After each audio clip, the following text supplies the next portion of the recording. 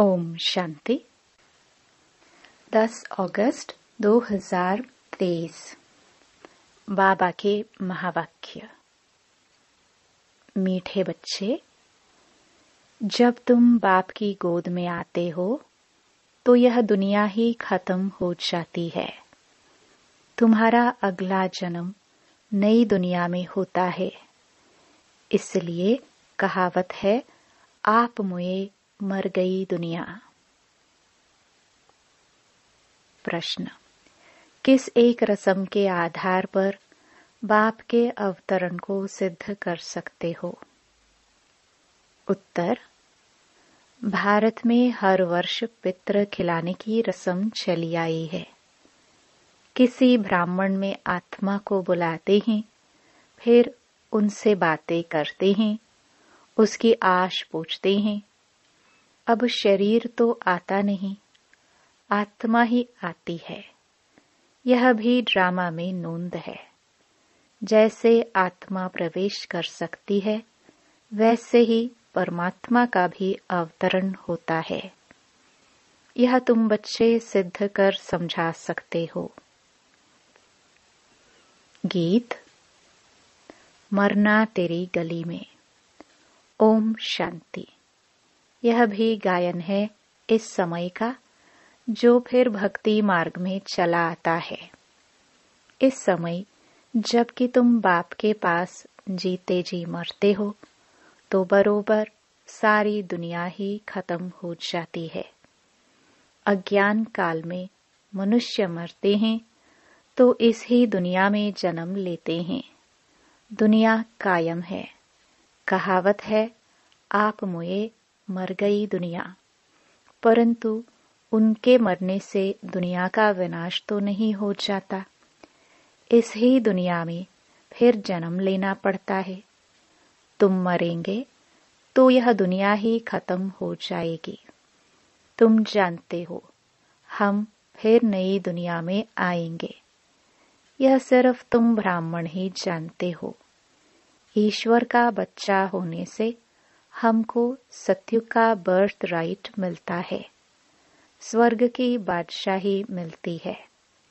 नरक खत्म हो जाता है।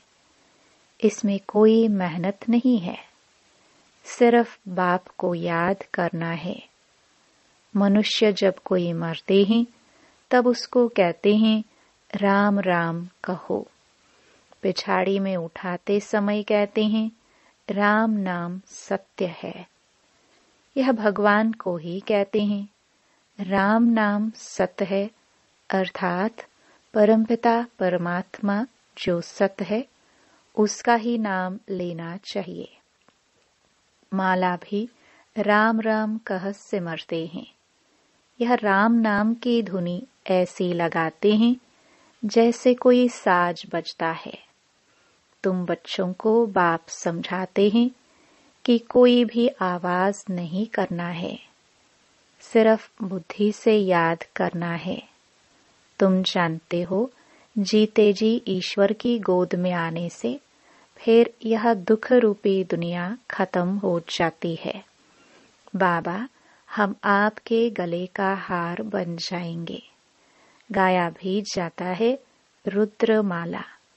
राम माला नहीं कहा जाता है। तुम रुद्र माला में पिरोने के लिए इस रुद्र ज्ञान यज्ञ में बैठे हो, कल्प पहले मुहाफिक।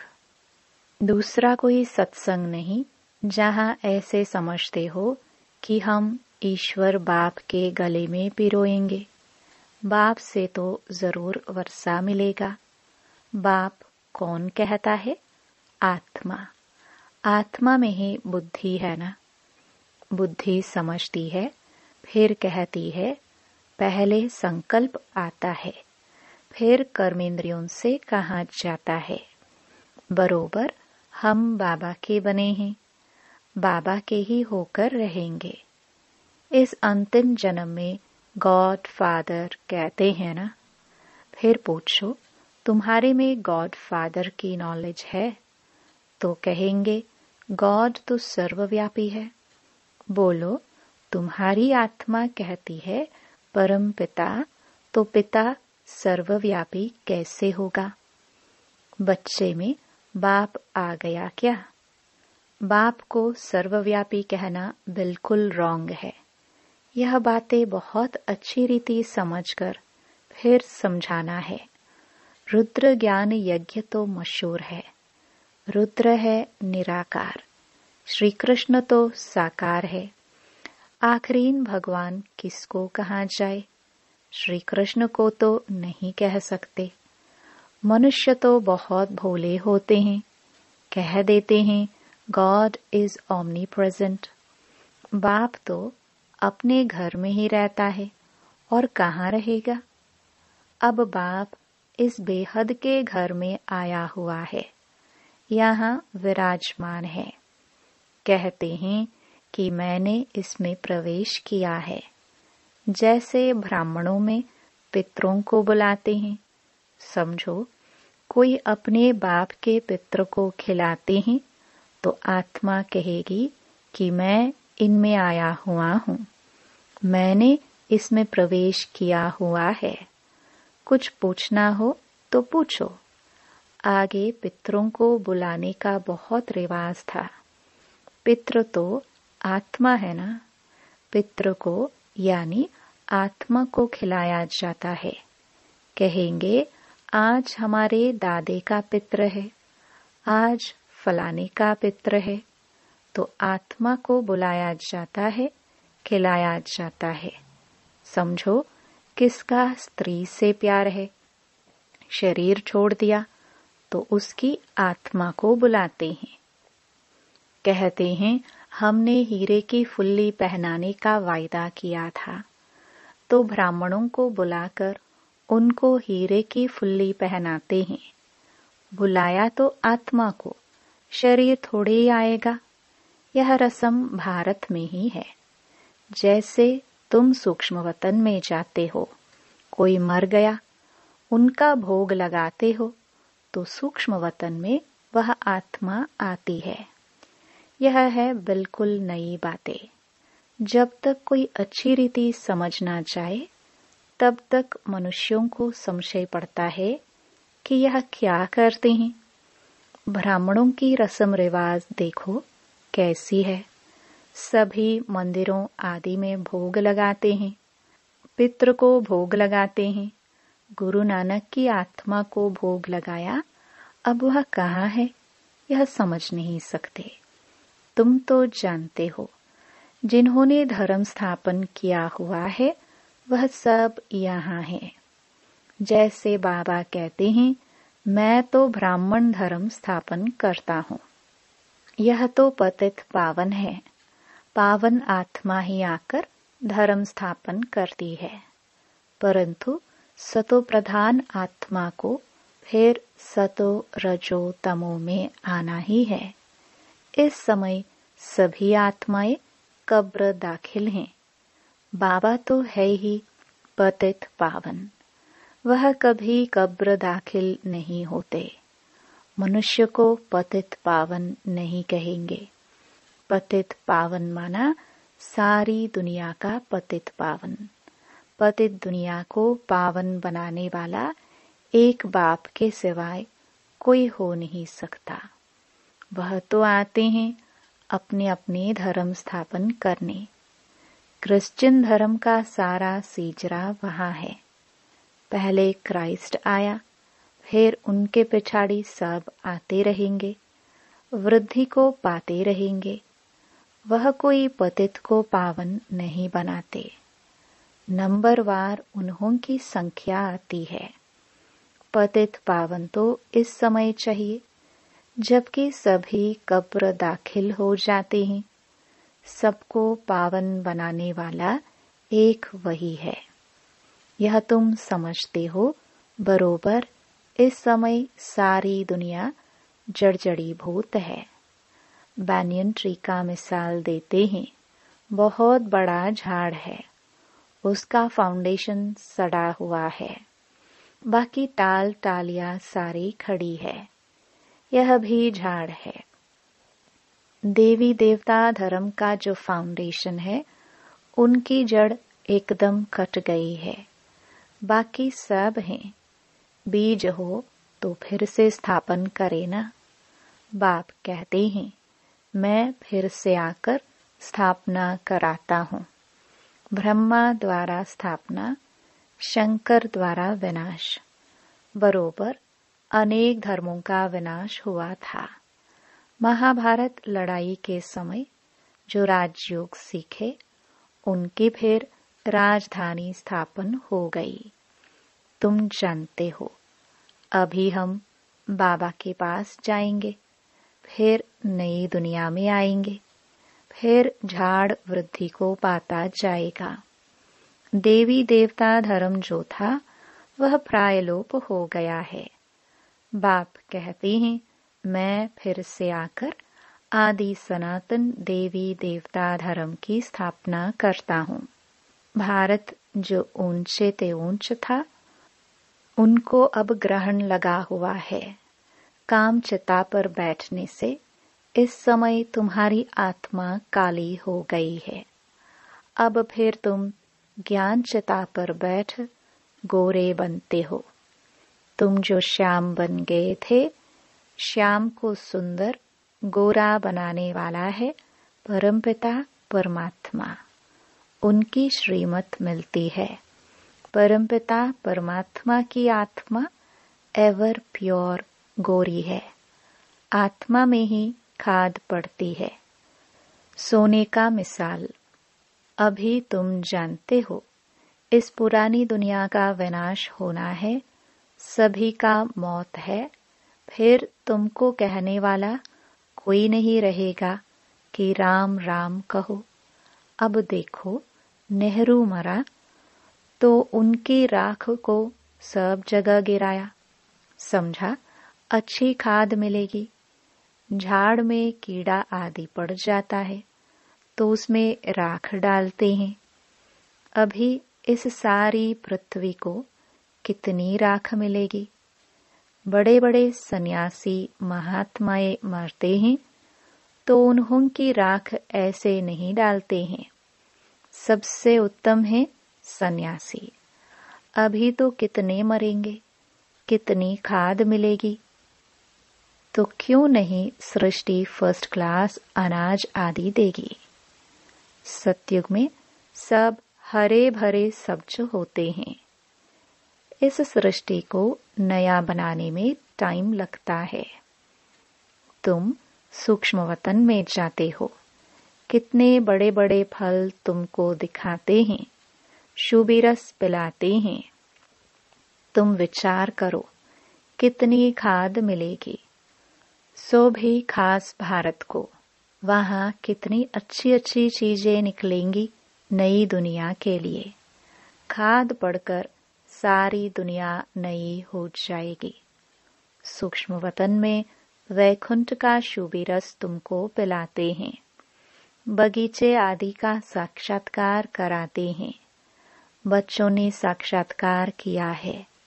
शुभी रस पीकर आते हैं। प्रिंस प्रिंसेस बगीचे से फल ले आते थे। अब सूक्ष्म वतन में तो बगीचा हो ना सके, जरूर वैकुंठ में गए होंगे। एक एक को साक्षात्कार नहीं कराएंगे। जो निमित्त बनते हैं उनको साक्षात्कार कराते हैं। हो सकता है अगर तुम याद में रहेंगे, बाबा के बच्चे बनकर रहेंगे, तो पिछाड़ी में तुमको भी साक्षात्कार होगा। यह तो पहले गौशाला बननी थी। भट्ठी में पकना था तो बहुत आ गए। बच्चों को समझाया है, सिर्फ कोई को लिटरेचर देने से समझ नहीं सकेंगे। समझाने वाला टीचर जरूर चाहिए। टीचर सेकंड में समझाएगा। यह तुम्हारा बाबा है, यह दादा है, यह बेहद का बाप स्वर्ग का रचयिता है।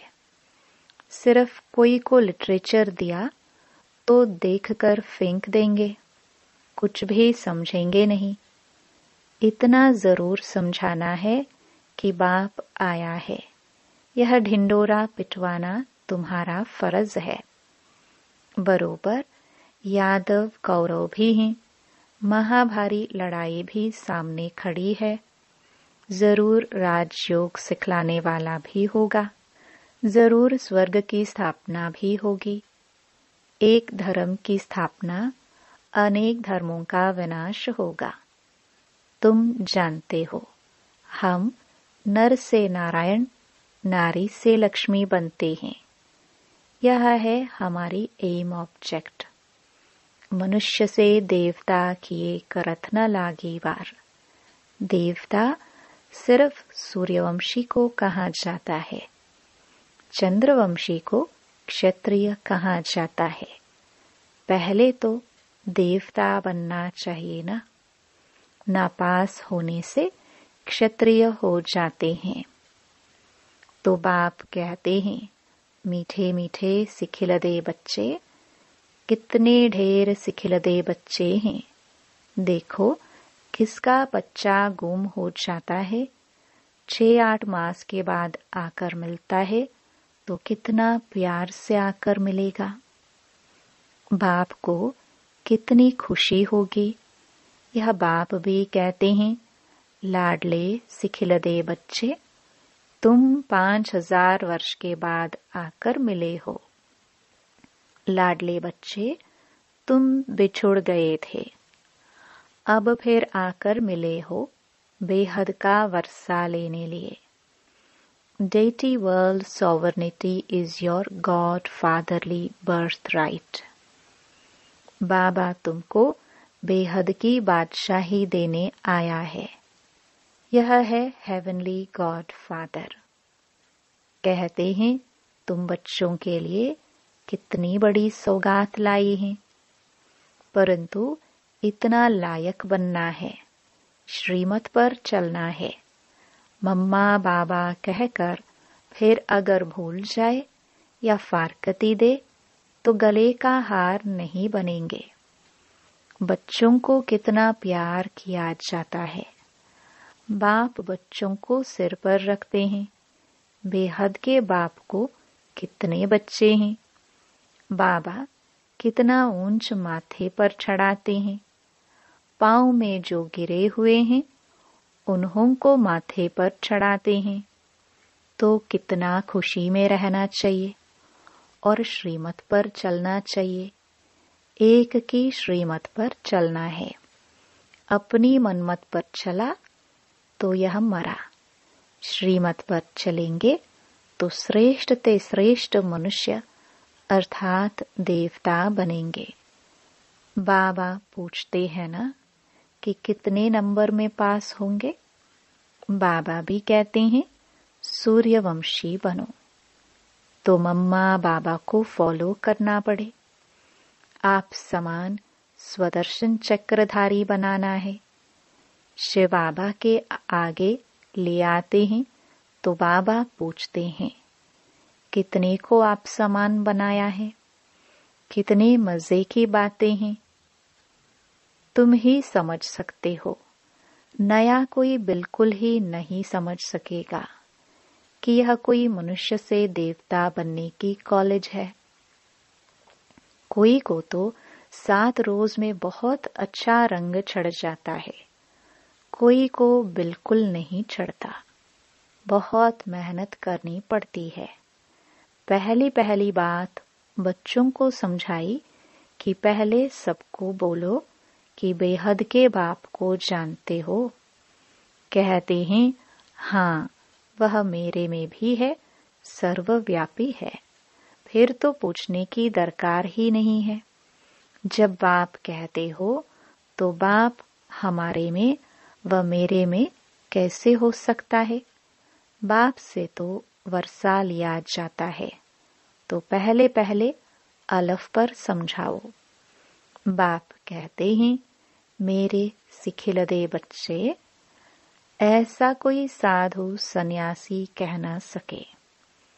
तुम जानते हो बरोबर हम शिव बाबा के सिखिलदे बच्चे हैं। 5000 वर्ष के बाद फिर आकर मिले हैं स्वर्ग का वर्षा लेने लिए। जानते हो हम ही स्वर्ग के मालिक थे, फिर हम ही बनते हैं। स्वर्ग में जाना जरूर है, फिर पुरुषार्थ अनुसार ऊंच पद पाना है। अच्छा, मीठे मीठे सिखिलदे बच्चों प्रति माता पिता बाप दादा का याद प्यार और गुड मॉर्निंग। रूहानी बाप की रूहानी बच्चों को नमस्ते। धारणा के लिए मुख्य सार। पहला, माता पिता को फॉलो कर आप समान बनाने की सेवा करनी है। स्वदर्शन चक्रधारी बनना और बनाना है। दूसरा, बाप के गले का हार बनने के लिए बुद्धि से बाप को याद करना है।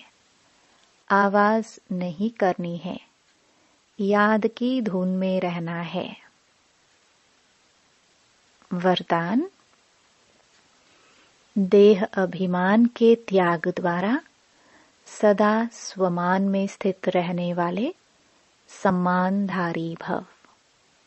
जो बच्चे इस एक जन्म में देह अभिमान का त्याग कर स्वमान में स्थित रहते हैं, उन्हें इस त्याग के रिटर्न में भाग्य विधाता बाप द्वारा सारे कल्प के लिए सम्मानधारी बनने का भाग्य प्राप्त हो जाता है। आधा कल्प प्रजा द्वारा सम्मान प्राप्त होता है, आधा कल्प भक्तों द्वारा सम्मान प्राप्त करते हो, और इस समय संगम पर तो स्वयं भगवान अपने स्वमानधारी बच्चों को सम्मान देते हैं। स्वमान और सम्मान दोनों का आपस में बहुत गहरा संबंध है। स्लोगन। हर कदम में बाप की ब्राह्मण परिवार की दुआएं लेते रहो तो सदा आगे बढ़ते रहेंगे। ओम शांति।